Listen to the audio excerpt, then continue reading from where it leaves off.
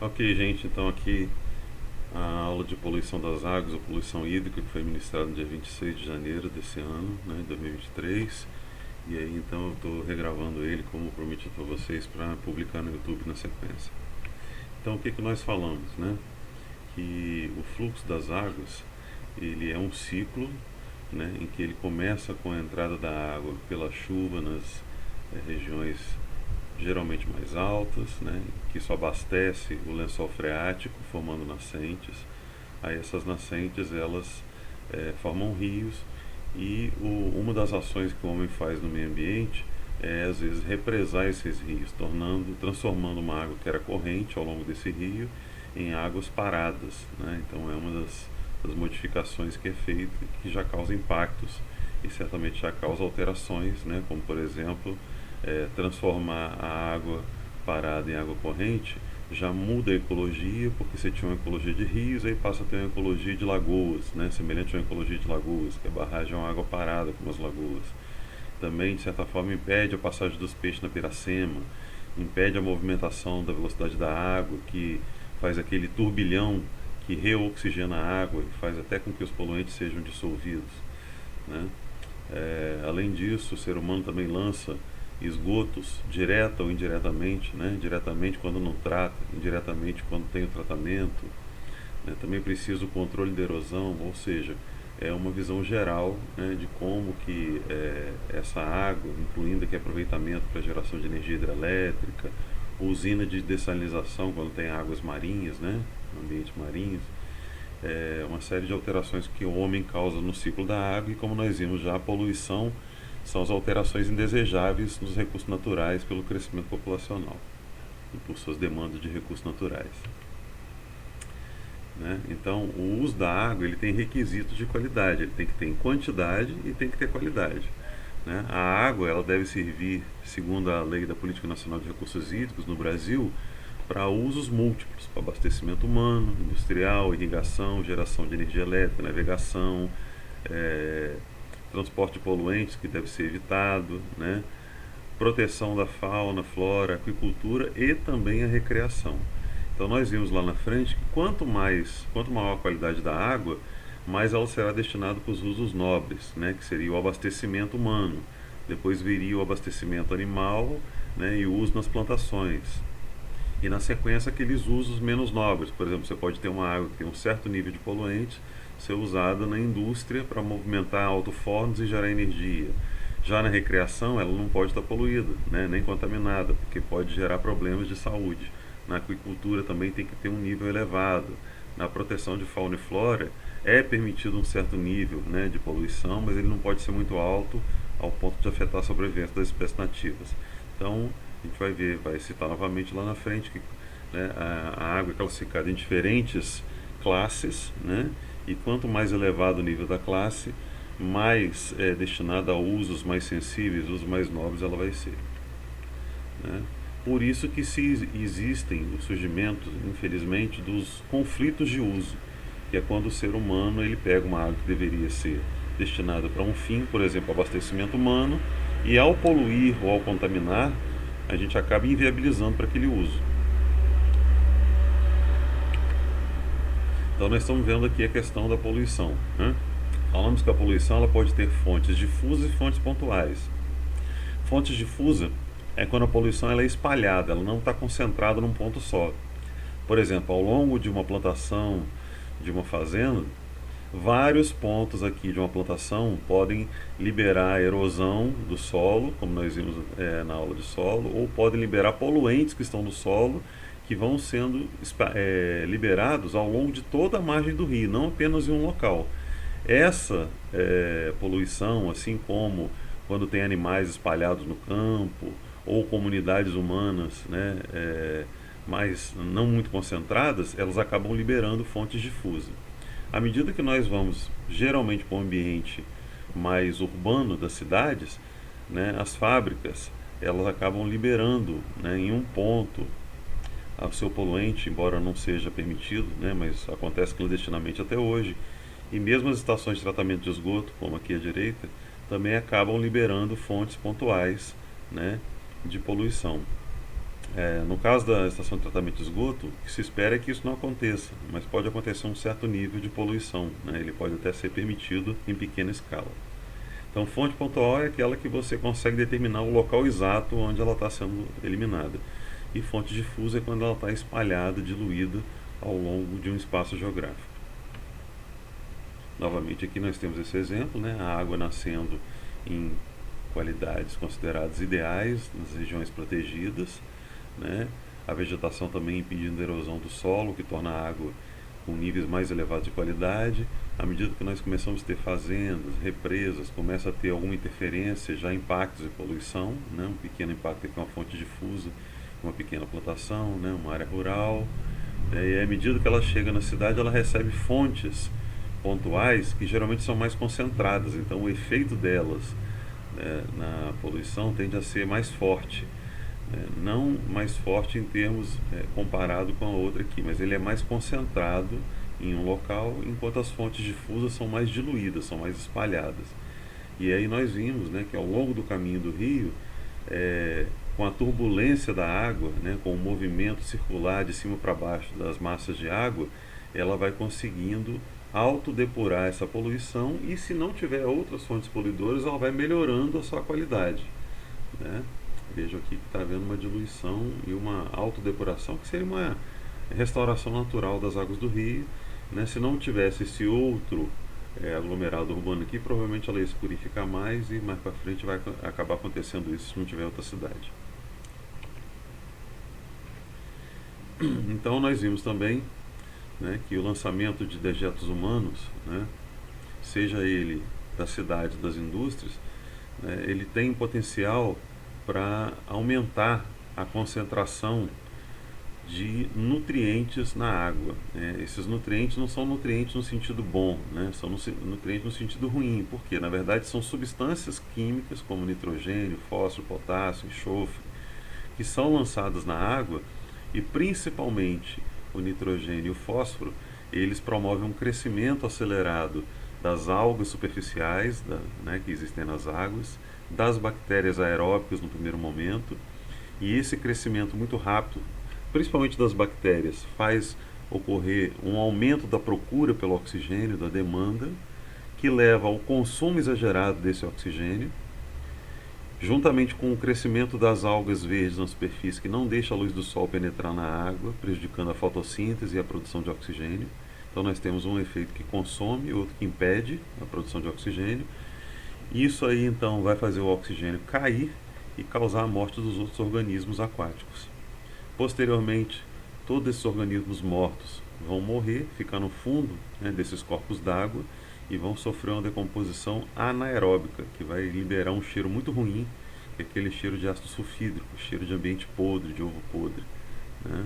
Então, quanto mais, né, a área for habitada, né, de forma mais densa, e também ela não fizer o tratamento dos seus resíduos antes de lançar na água, maior o potencial para isso acontecer. Então veja aqui, num campo desabitado a água está bastante limpa, com uma certa comunidade de organismos, uma biodiversidade mais elevada.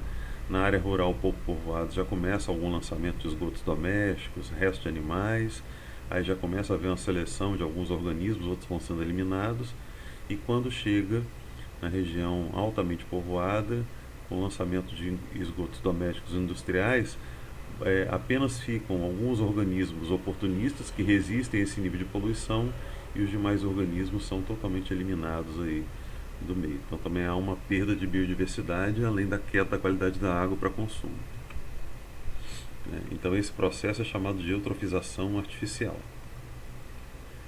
né? Então nós vimos que a água ela pode ser avaliada por meio de parâmetros de qualidade, né, que a gente já citou, e esses parâmetros podem ser agrupados em índices que vão dar para a gente uma resposta sobre se aquela água está num índice, uma qualidade muito elevada, que ela pode ser bebida naturalmente, se ela é para ser consumida pelo ser humano, pelos animais, pela agricultura, ela tem que ser tratada, qual o nível de tratamento. Em alguns casos ela não poderá ser consumida nem com nenhum tipo de tratamento, em situações em que a contaminação e a poluição for muito elevada. Então a gente analisa características como a cor da água, que deve ser o mais transparente possível, junto com ela a transparência, né? A turbidez é a água barrenta, a ausência de turbidez é a água transparente. Então quanto menos turva, ou menor a turbidez, melhor a qualidade da água. A temperatura da água tem que estar o mais próximo da temperatura ambiente possível, não pode ser muito elevada, que isso também causa uma série de problemas metabólicos. Se há sólidos, né, águas que têm sólido de suspensão natural ou introduzidos pela atividade humana, materiais de suspensão, pH e outras características. Então, dentre as características químicas, as mais visadas são oxigênio dissolvido, que a gente chama de OD, nutrientes, principalmente nitrogênio e fósforo, matéria orgânica, né, que deve ser a mais natural possível em pequena quantidade, se tiver muito também, né, principalmente de origem humana, é indesejável, metais, né, principalmente metais pesados, tem que estar atento, porque causa uma série de problemas de saúde, compostos orgânicos xenobióticos. O que é xenobióticos? Que não são naturais daquela área, por exemplo, resíduos de petróleo, de plástico, etc. Clorofina e felfitina, que é um pigmento de algas marrons que também ocorre um aumento dele quando há lançamento de esgotos. Características biológicas, né? Coliformes, termotolerantes, que são indicativos de lançamento de esgoto na água. Ensaios ecotoxicológicos para ver se nessa água foram lançadas substâncias que são agressivas à saúde humana, né? Inclusive algumas que podem ter efeito de veneno ou que podem ser carcinogênicas, né? Que induzem ao câncer. A presença e a qualidade das espécies naturais ou a ausência dela, né? Então as comunidades aquáticas. Então novamente aqui, né? Alguns aspectos que podem ser considerados, citei eles. Então, para que se tenha uma noção, né, se essa água está em condições adequadas frente ao lançamento de um poluente, deve-se analisar a concentração desse poluente. Às vezes a concentração é pequena, ela pode ser aceitada, desde que não seja uma substância que tem potencial para se concentrar ao longo da cadeia alimentar, porque senão pode haver uma magnificação trófica. E aí nós vimos isso aqui, né? Em uma situação hipotética, uma água totalmente isenta de qualquer coisa, que é a água destilada, que no meio natural não vai existir, ela vai ter um nível de qualidade máximo, né? Mas com algumas substâncias dissolvidas, como alguns sais, é natural, né? Até a água doce tem uma certa quantidade de sais, então é um nível de qualidade natural. Já permite aqui uma certa concentração, né? Então, por exemplo, aqui uma certa concentração até de substância considerada poluente, mas em pequenas quantidades que não serão lesivas à saúde.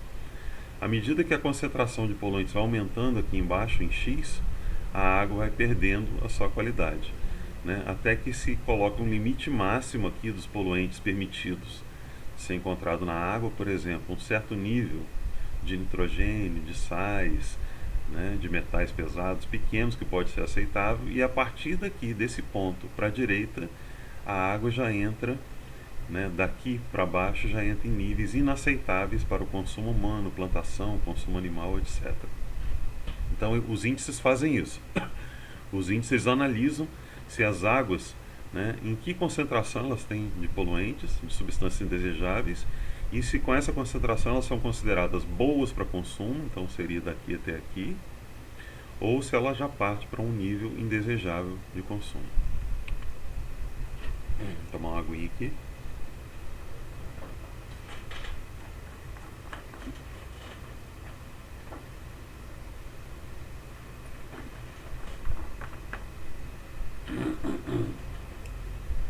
Aqui nós estamos vendo novamente aquele exemplo, aquela situação da autodepuração, né?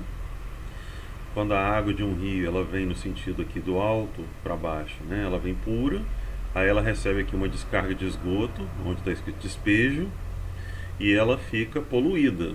Mas se não houver outras fontes de poluição, a própria movimentação em turbilhão da água vai reoxigenando. A água vai acima, capta o oxigênio, desce, o oxigênio vai oxidando esses compostos, vai liberando as substâncias, né? E depois de um tempo ela vai se autodepurando e se torna praticamente igual ao que era antes da poluição.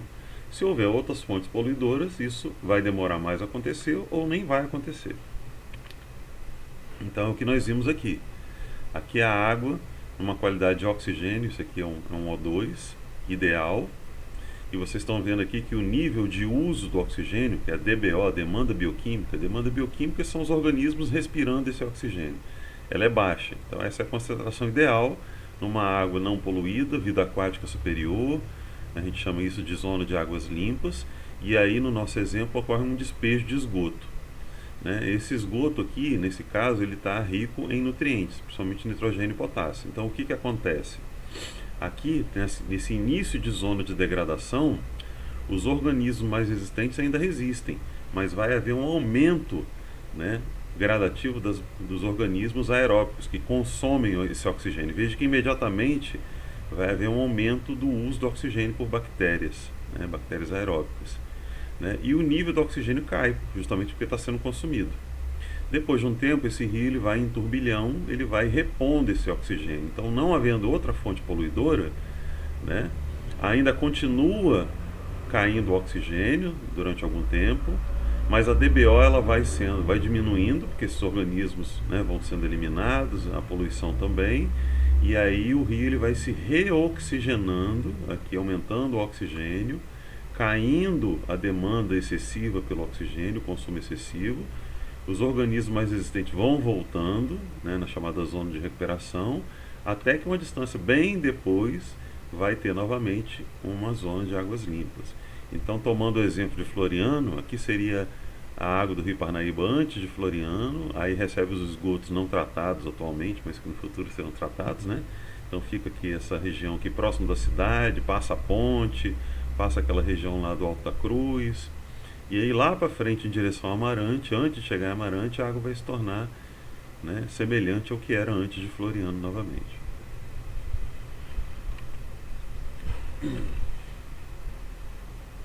Então, né, como eu disse anteriormente, as cargas poluidoras elas têm uma intensidade de poluição. Quando é uma carga difusa, ela tem uma intensidade menor. Quando é uma fonte pontual, ela tende a uma intensidade maior, ou seja, ela vai toda de uma vez, né? E isso dá a representatividade da fonte de poluição, né? É o que eu falei, ela pode ser pontual ou difusa. No caso da pontual, ela tem uma intensidade de poluição maior, ela é mais concentrada, e na difusa, como o próprio nome diz, ela é mais diluída, né? O que não significa que ela não é danosa, apenas ela é solta, espalhada, em vez de ser concentrada toda em um ponto. Isso causa, né, a eutrofização, nós já falamos sobre isso. Né, característica da eutrofização, né, o crescimento rápido das algas, né, que aí obstruem a passagem da água, impedindo que a fotossíntese ocorra em camadas mais profundas. A gente pode analisar isso por meio de um dispositivo chamado disco de Secchi, que você mergulha ele na água, e a profundidade que ele puder ser visto vai ser o nível de transparência da água. Né? O que causa isso podem ser geralmente esgotos domésticos, mas também fertilizantes agrícolas e fezes de animais do campo. Né? Quanto mais animais estiver numa região, entrando na água ou defecando próximo da água, maior a chance disso aí acontecer, essa água ficar verde, né? E embaixo dela não está sendo produzido oxigênio. Ao mesmo tempo tem bactérias aeróbicas consumindo oxigênio, como a gente já viu. Tá? Então novamente aqui, aumenta os níveis de nitrogênio após a entrada da poluição e de fósforo, né? Aumenta o nível de nitrogênio e fósforo, crescimento de algas, né, que produzem oxigênio só na fotossíntese, só na parte superior, não produz na parte inferior, crescimento de bactérias aeróbicas que consomem o oxigênio da água, morte dos animais aquáticos, aí tudo isso que morre vai para o fundo, né, o ambiente fica anaeróbico e aí proliferam as bactérias anaeróbicas com produção de gases mal cheirosos, dando aquele cheiro, né, de coisa podre, né, que é a presença do H2S, que é o ácido sulfídrico. Então, características de ambiente eutrofizado, né? Água mal cheirosa, água esverdeada e animais boiando à superfície, seja ainda vivos tentando respirar ou já mortos, né? E que depois irão afundar e alimentar esse processo de decomposição anaeróbica. Novamente aqui, essa figura lastimável, né? Então, tudo isso aí é alga que cresceu de forma descontrolada, impedindo a entrada da luz em camadas inferiores e consequentemente impedindo a fotossíntese também, né? Um exemplo aí, ó, isso aqui é muito comum a gente ver agora que vai começar a parar as chuvas, a gente vai ver vários pontos verdes assim aqui em Floriano. Muitas vezes não precisa nem ter o esgoto doméstico, às vezes basta a água trazer as fezes dos animais, isso também promove a eutrofização, né? E inviabiliza o consumo da água, né? Aqui a gente não está vendo verde, mas é que o nível de poluição química é tão grande no Rio Tietê que nem as algas conseguem crescer muito aqui, né? Então tem uma poluição tão agressiva que mata todos os seres vivos. Quais são as medidas corretivas, né, que a gente tem que ter para parar a eutrofização? A primeira é a gente prevenir ou eliminar as fontes de poluição. Enquanto tiver fonte de poluição, não adianta fazer mais nada. Então tem que parar o lançamento de esgoto, né, o lançamento de dejetos animais, esse esgoto tanto de postos, quanto de casas, quanto de indústrias, né, e também o lançamento de a existência de criações animais perto da água, que isso vai ser, pelo vento ou pela água, vai ser carregado para dentro do rio. E depois as medidas corretivas, né? Tem que retirar aquela biomassa do fundo, remover esse sedimento e levar para uma indústria que possa queimar isso de forma controlada para não gerar mais poluição, né? Em alguns casos, né, precisa até fazer uma aeração no caso de represas, né? Mas em caso de rios não, porque naturalmente o próprio movimento do rio já faz essa eliminação, tá? E depois, em alguns casos, também a gente vai ter que fazer o repovoamento, principalmente com peixes, né, desses ambientes. Mais uma aguinha.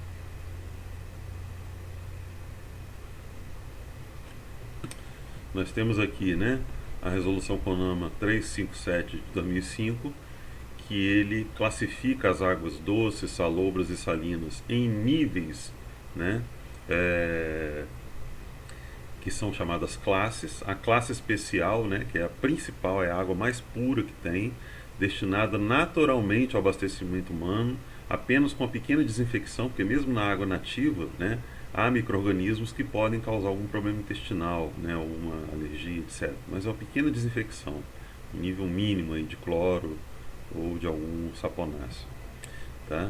Também serve para o equilíbrio das comunidades da biodiversidade aquática, né, e a proteção dos ambientes aquáticos em unidade de conservação. Tá? Então essa é a classe especial, é a água naturalmente mais pura que existe.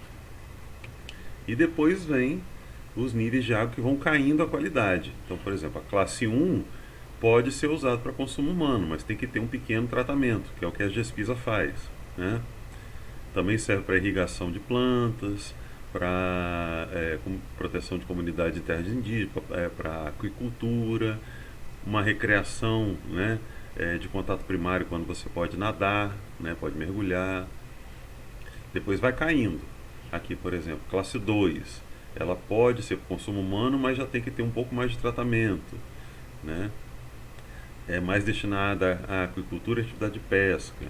Depois a classe 3 pode ter abastecimento humano, porém já tem que às vezes ter um tratamento mais pesado, com química mais pesada, né? Serve, por exemplo, a água para dar para animais, mas já não serve para banho, você não pode entrar nela direto. Então você pode ter uma recreação aquática, por exemplo, de barco, mas não pode mergulhar, não pode banhar. Pesca amadora, o que é pesca amadora? É aquela que você pesca e solta o peixe novo, você não pode consumir esse peixe. Você não pode usar para irrigar plantações, tá? Aqui você pode usar, por exemplo, para culturas que você vai fazer paisagismo, para plantas da cidade, para jogar em canteiros da cidade, mas não para consumo, né? Nem para plantas que vão ser consumidas. E aí as piores é a classe 4, em que está tão poluído que pode navegar, pode fazer um lago, mas você não pode entrar nesse lago de jeito nenhum. E aí vem os índices de qualidade, né? Há vários índices de qualidade que a gente citou. O mais utilizado, né, passando aqui, é o índice, o IQA da CETESB, desenvolvido em 78 a partir de uma adaptação, né, do índice de qualidade de água norte-americano, tá? Que ele inclui 9 variáveis de qualidade que são analisadas, são coletadas individualmente, depois analisadas em conjunto. Então o IQA está aqui, né? Analisa a quantidade de coliformes fecais, né? Então está aqui, ó, água, aqui, quando ela está numa qualidade elevada, né? Porque o nível de coliformes fecais é muito baixo. Então aqui é 0 e vai aumentando, né? 10 a 2 que é 100, 1000, 10.000, 100.000, 1 milhão, né? Então o que, que acontece aqui? À medida que o número de bactérias de coliformes aumenta, a qualidade da água diminui, então aqui do alto à esquerda para baixo à direita. A mesma coisa para o pH, só que o pH, né, o ideal é que ele fique aqui próximo do neutro, de 7. Se ele ficar muito ácido, ele indica uma situação de colonização por bactérias, e muito alcalino, colonização por fungos. Então tem que ter esse cuidado. A demanda bioquímica de oxigênio. Quanto menor a demanda, melhor, porque tem menos bactérias na água. Então, quando tem pouca demanda, qualidade elevada. À medida que as bactérias crescem, elas vão consumindo oxigênio, a qualidade da água diminui.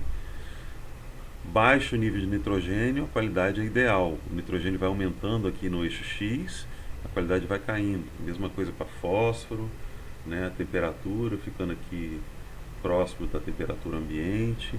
A turbidez também tem que ser baixa, ou seja, a água tem que ser o mais transparente possível, ela vai ficando barrenta, vai perdendo a qualidade.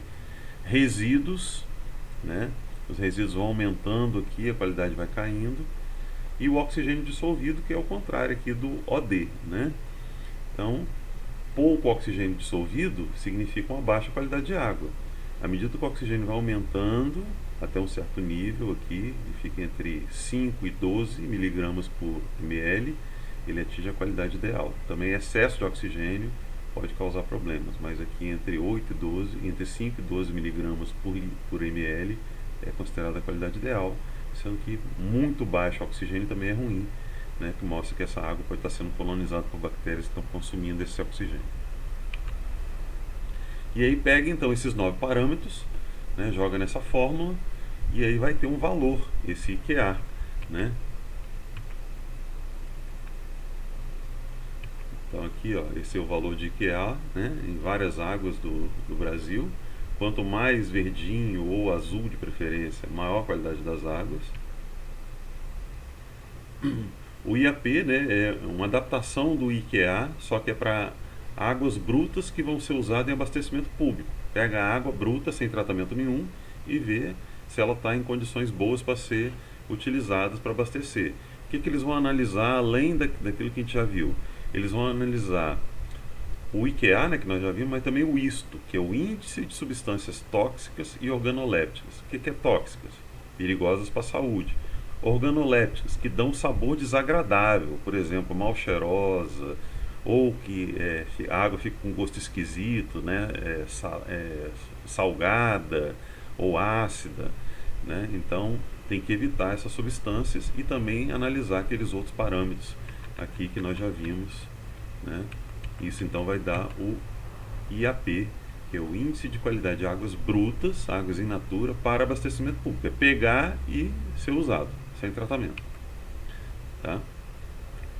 Então, além daquelas que a gente viu no IQA, há isto aqui, né, substâncias tóxicas, né, tialometano, que são substâncias cancerígenas, células de cianobactérias, que podem liberar substâncias que causam alergia nas pessoas, metais pesados, como cádmio, chumbo, cromo, mercúrio, de jeito nenhum isso pode ter na água em quantidades elevadas, porque isso é associado a uma série de problemas de saúde. E aí variáveis organolépticas, né? Ferro, manganês, alumínio, cobrezinho, que alteram o sabor da água, né? Fica aquela água metalizada, com gosto esquisito, excesso de sal também, né? Cheiros ruins, etc. E aí, então, de acordo com o IAP, se essa água bruta tiver num índice acima de 79, né, que varia de 0 a 100, acima ou seja, de 80 até 100 de pontos, ela está ótima para consumo. De 51 até 79 ela está boa. Daqui para baixo ela vai perdendo qualidade até ela ficar ruim ou péssima e não poder ser usada para uso bruto, né, para abastecimento de jeito nenhum. O IVA também é um índice parecido. Só que ele está preocupado aqui com a proteção da biodiversidade aquática, tá? Então são variáveis mínimas para a proteção da vida aquática, tá? Então, por exemplo, não pode ter excesso de substâncias metais pesados, né? Surfactantes, né? Saponáceos, fenóis, que são substâncias cancerígenas, como que está o oxigênio dissolvido, o pH, e aí a mesma coisa, né? A água vai sendo classificada, né? Nível A, a água está excelente para a sobrevivência das espécies aquáticas, nível de ponderação 1, né? Nível A.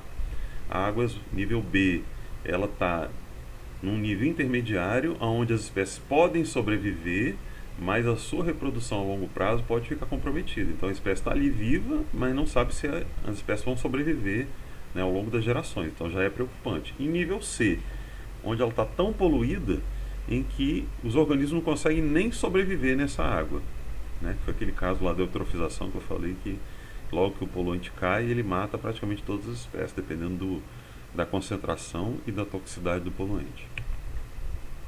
E aqui então, novamente também, uma forma da gente ver se a água está em nível excelente ou em nível péssimo. Mesma coisa. Tem também, né, para consumo humano, a questão da atividade estrogênica, que a gente vê se há compostos químicos lançados na água que podem simular, né, os estrógenos, causando alterações hormonais nas pessoas e também nos animais, né, que são de interesse humano, que vão, por exemplo, carne para consumo, um boi que come isso daí pode estar passando essa característica para o ser humano, né? Animais de criação também, que são destinados a exposições, né, e tudo, podem estar com dificuldade de reprodução. E no ser humano, além de causar problema de reprodução, o excesso de estrogênio nas mulheres aumenta a tendência de câncer de mama, nos homens também, né? E pode também estar relacionado com outros problemas, né? Como, por exemplo, diminuindo a capacidade do sistema imunológico, né, de combater doenças, e uma série de problemas relacionados a substâncias que não são o estrógeno propriamente dito, mas que se comportam como se fosse o estrógeno. Aí faz esse ensaio aqui, né, CIBLAS, para ver se existe essa substância e em que nível ela está presente na água. Se existir, isso é preocupante também. Então aqui está dizendo, ó, são compostos capazes de se ligarem ao receptor de estrógeno nos organismos. E aí causam, né, o organismo interpreta como se estivesse aumentando o nível de estrogênio no corpo. Então, passando aqui, né? E aí nós vimos também a questão da magnificação trófica, que eu vou falar. Tomar uma aguinha.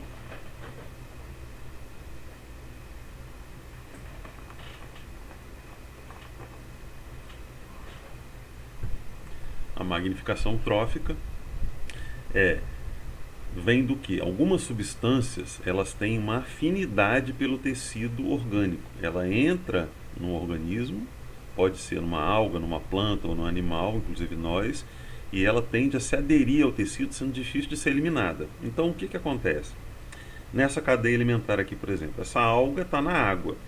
Ela recebe um inseticida que tem essa característica, um metal pesado ou outra substância qualquer, e ela vai filtrando essa água para se alimentar. E essa substância vai aderindo ao tecido dela, então ela vai bioacumulando, que é difícil de eliminar essa substância. Aí vem um peixe e se alimenta dessa alga. Ele se alimenta várias vezes. Então ele já pega uma concentração maior aqui e ele também vai bioacumular. Só que como ele vai bioacumular já uma concentração maior, além dele bioacumular, ele vai multiplicar essa concentração. Então nós chamamos isso de magnificação.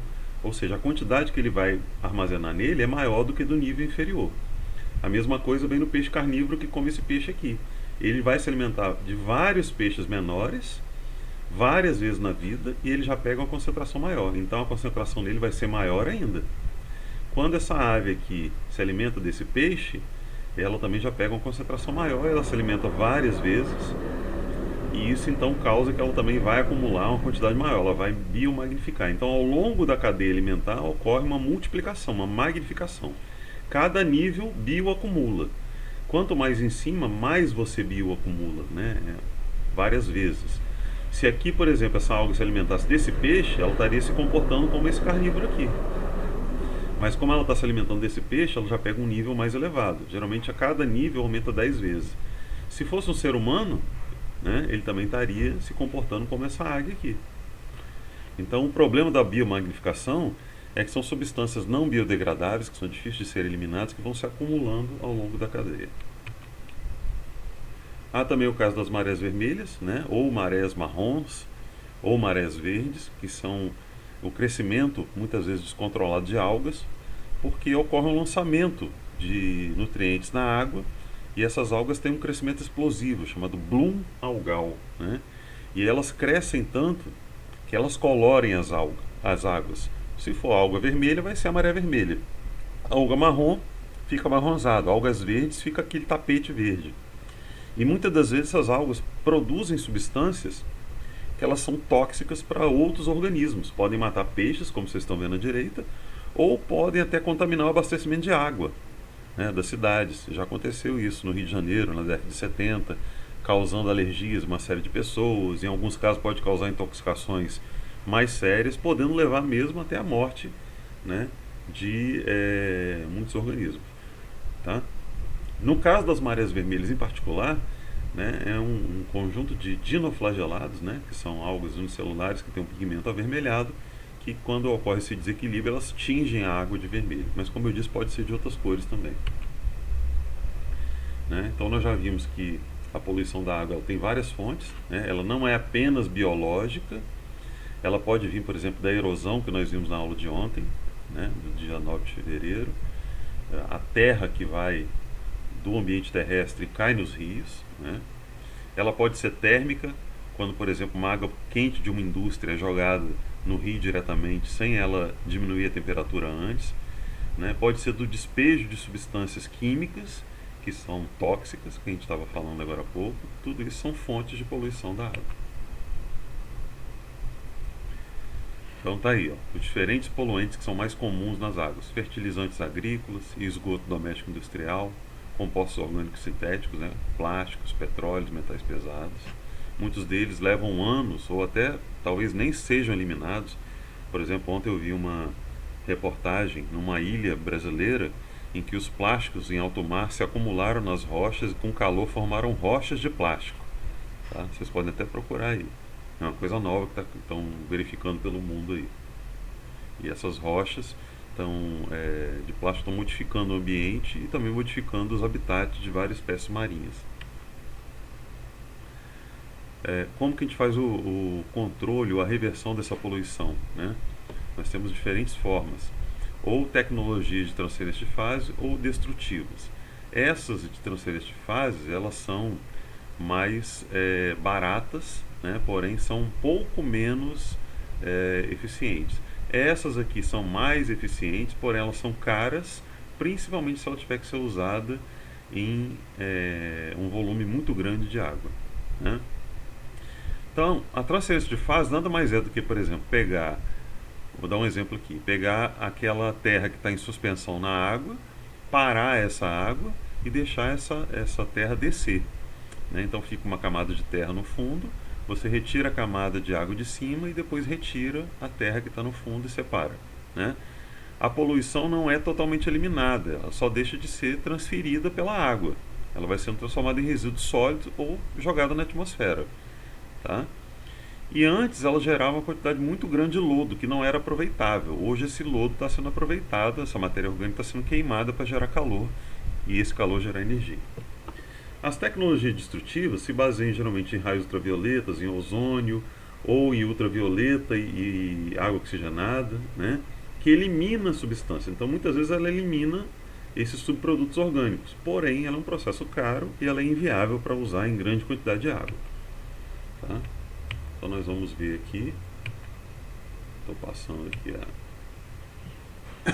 aqui então um processo de transferência de fase em que a água chega com esgoto. Esse esgoto no início ele está todo misturado na água. Então a gente deixa a água parada aqui na presença de certas bactérias que vão ajudar a formar grumos, né, pedaços de acúmulo dessa matéria. Gradativamente, né, essa água é passada para um decantador, aí depois de um tempo a matéria orgânica e o sólido de suspensão, por serem mais pesados, vão se depositando no fundo e a água semi-purificada ela fica aqui em cima. Esse lodo em excesso é encaminhado para uma viga, ele vai ser tratado, e a água é encaminhada para uma outra viga para ver se ela precisa de um tratamento químico final, e depois ela é eliminada, né, lançada no corpo d'água com um baixo nível de poluição, em que ele vai poder ser absorvido sem causar impactos significativos no ecossistema aquático. Estou passando aqui, novamente aqui, ó, que fica até mais fácil de entender. Então a gente tem aqui um afluente, né? Esse esgoto ele tende a ter um baixo nível de oxigênio, então ele é oxigenado nesse reator. Aqui tem bactérias aeróbicas que vão consumindo essa matéria orgânica na presença da oxigenação. Aí elas vão formando grumos, né? Essas partes aqui sólidas que vão ficando pesadas, e isso é transferido para um decantador. Aqui a água fica parada, esse decantador geralmente é uma lagoa de estabilização, vocês já vão ver. E depois de um tempo a fase sólida mais pesada fica no fundo e a fase líquida mais clara fica em cima. Essa água ela é drenada daqui, vai ser tratada com tratamento final, e aqui então o lodo excedente vai ser tratado, né? Então como é que é uma estação de tratamento de esgoto, né? Antes de chegar nessa parte aqui do reator, tem uma grade para eliminar partículas grandes como madeira, isopor, papelão, né? Tampinhas, pedras até, aí para aqui, isso é retirado. Depois vai para um desarenador, onde a água é parada um tempo e toda a areia mais pesada ela vai para o fundo e a água continua. Aí ela vai para um tanque de geração, que é esse que nós vimos aqui. Aí, então aqui tem oxigenação forçada, né? Vocês estão vendo aqui um aerador, presença de bactérias que vão transformar essas pequenas partículas em partículas maiores, que aí depois vão descer aqui no decantador. A água ela é tratada, se precisar, quimicamente para eliminar algumas outras substâncias, e depois é jogada no corpo d'água com um baixo nível de impacto ambiental. Essa questão é algo que eu vou perguntar para vocês na avaliação. Novamente aqui, repetindo, né? Mesma coisa. Tá? Aqui um exemplo de um filtro biológico, mas é exatamente a mesma coisa que nós falamos, né? Grade, né? Desarenador, decantador primário, né? Aí um filtro biológico aqui, um decantador secundário, se precisar faz algum tratamento químico ainda, e depois vai para a água, sempre assim. Essa água não pode ser consumida, essa água no final não pode ser usada para plantações, não pode ser usada para agricultura, não pode ser usada para dar para os animais beber, ela pode apenas ser utilizada para jogar no rio. Tá? E no rio ela vai ser diluída, e aí sim, com baixo nível de impacto, né, ela vai poder ser utilizada naturalmente. Né? Então, o que causa tudo isso? São os esgotos. Né? O esgoto pode ser de origem doméstica, né? Várias fontes aí, de origem industrial. Né? Quando ele não é tratado, ele causa eutrofização. Vocês estão vendo o rio Poti, totalmente tomado por algas e plantas aquáticas invasoras. Nesse caso aqui, como a gente aprendeu antes, tem que eliminar as fontes de poluição, ou seja, todo esgoto tem que ser tratado, como nós vamos ver. Depois tem que tirar toda essa massa verde, né, dragar, que a gente fala. Aí leva para uma usina que ela vai queimar isso aqui e produzir calor que vai gerar energia termoelétrica. Tá? Antes ele ficava acumulado no lixão. E essa queima é controlada, eliminando o mínimo de gases possível e também produzindo energia agora. É assim que deve ser, né, nos sistemas mais indicados atualmente. Então o tratamento de esgoto ele tem processos físicos, químicos e biológicos, que a gente já viu. Né? Que ele é dividido em tratamento preliminar, que é aquele gradeamento, né, onde tira materiais sólidos, plástico, madeira, isopor, etc. Tratamento primário, né, que a gente sedimenta o sólido de suspensão, por exemplo, aquele tanque de retirada de areia. Né? Depois tratamento secundário, que é aquela oxigenação onde os organismos degradam a matéria orgânica formando grumos que vão para o fundo. Aí ocorre aquela degradação, né? A água é liberada para o próximo nível e o lodo ele fica no fundo e vai ser tratado. E o tratamento terciário, antes de jogar no rio, é ver ainda se tem algum poluente químico que precisa ser eliminado ou algum micro-organismo que ainda persistiu na água. Aí depois disso ele pode ser jogado no rio. Então nas cidades, né, Como que ocorre isso? Deixa eu passar aqui um pouquinho. Ocorre assim, ó. A gente tem aqui as coletas, né, que são esses canos que foram instalados nesses bueiros na cidade. Então aqui tem os troncos coletores. Esses troncos coletores se juntam aqui num tronco, né, maior. E aí começa aqui, ó, a primeira fase vai para a grade para tirar as partículas grandes, depois vem para a caixa de areia para tirar as partículas de areia em suspensão. Aí a areia fica no fundo, a água de cima vem, decantador primário, né? Nesse decantador primário aqui, a água fica parada mais um tempo para tirar as outras partículas. Vem para o tanque de aeração, onde as bactérias oxigenam isso aqui, formam grumos, né? Nesse decantador secundário, o lodo fica no fundo e vai ser tratado, vocês já vão ver. E a água, aqui ela já está em condição praticamente de ser lançada no rio, mas não pode ser usada para consumo. Para onde que vai esse lodo aqui do tanque secundário? Deixa eu passar aqui que eu mostro para vocês. Tá aqui, ó. O lodo primário, né, naquele primeiro processo lá, ela vem para cá com o adensador. O lodo secundário, né? Aí ele é jogado aqui para biodigestores para diminuir, né, a quantidade desse lodo e também retirar a água. E atualmente, né, em sistemas mais modernos, esse lodo seco que resta aqui, ele é prensado e ele forma placas, né, de lodo que ele pode ser usado como adubo para algumas coisas. Ah, eu posso usar para o adubo da plantação de alimento? Não, porque ele pode ter metais pesados, substâncias tóxicas. Mas ele pode ser usado para adubar plantas de canteiro de cidade, jardins, por exemplo. Tá? E aí então ele vai ser enterrado, né, e as pessoas não vão consumir. As plantas que vão ser colocadas, que vão receber também aqui na cidade, não podem ser frutíferas. Por exemplo, não pode ser essas mangueiras aqui da cidade, porque a mangueira pode absorver isso, né, e vai para a fruta. E a pessoa consome e está consumindo uma coisa que está contaminada sem saber. Então nada que for para beber ou para se alimentar pode ser utilizado para esse lodo aqui. Então voltando aqui, né? Aqui, ó, o tronco coletor que vem da cidade, depois o tronco interceptor e joga, né, na estação de tratamento. Então aqui são as lagoas, né? Essas lagoas recebem a água. Essa aqui é uma lagoa de estabilização, em que tudo vai para o fundo, e depois aqui uma lagoa de oxigenação. Já vimos isso, né? Só estou passando aqui que a gente já viu, mas vai ficar aí para vocês essa aula. Tá? E aqui novamente, né? Aqui estou mostrando esse processo todo de novo que a gente já viu, com ênfase aqui em vermelho pro o lodo novamente, né? Então aqui o lodo passa aqui por adensador, para ele ficar mais denso, depois ele sofre uma digestão por bactérias, retira a água também, vem o filtro prensado, o lodo prensado, tá? Aí ele é secado e forma esses pellets, né, que é aquelas tortinhas lá. Esses pellets podem ter diferentes funções. Ele pode ser queimado para produzir biogás ou gás natural, então vai para a indústria produzir energia, diminuindo a poluição, tá? E aí, essa agricultura aqui, é aquilo que eu falei para vocês, não pode ser uma agricultura para comer, é uma agricultura para produzir mudas para arborização urbana. Ou então ele é colocado no aterro sanitário, onde ele vai ficar isolado lá e não vai causar impactos no solo, atingindo o lençol freático.